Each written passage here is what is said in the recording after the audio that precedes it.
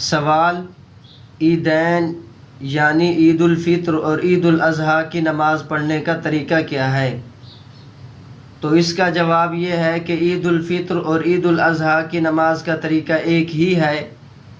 عید کی نماز کے لیے اذان اور اقامت نہیں۔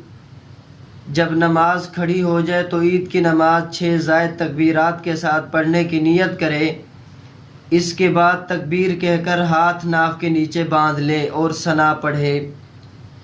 اس کے بعد 3 زائد تکبیریں کہے، 2 تکبیروں میں ہاتھ کانوں تک اٹھا کر چھوڑ دے اور تیسری تکبیر پر ہاتھ کانوں تک اٹھا کر ناف کے نیچے باندھ لے۔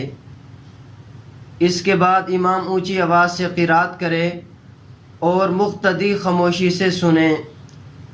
قرات مکمل ہونے کے بعد بقیہ رکعات یعنی رکوع اور سجدہ وغیرہ دیگر نمازوں کی طرح ادا کرے۔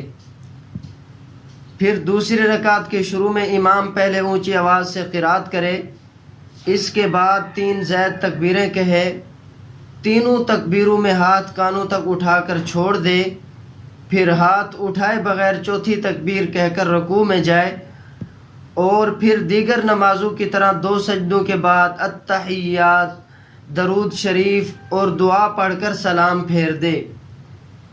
پھر نماز مکمل کرنے کے بعد امام 2 خطبے دے، دونوں خطبوں کے درمیان تھوڑی دیر بیٹھے۔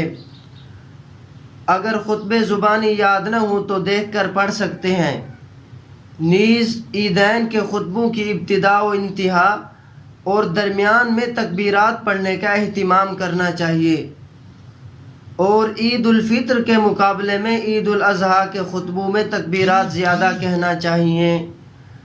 واللہ تعالی اعلم بالصواب۔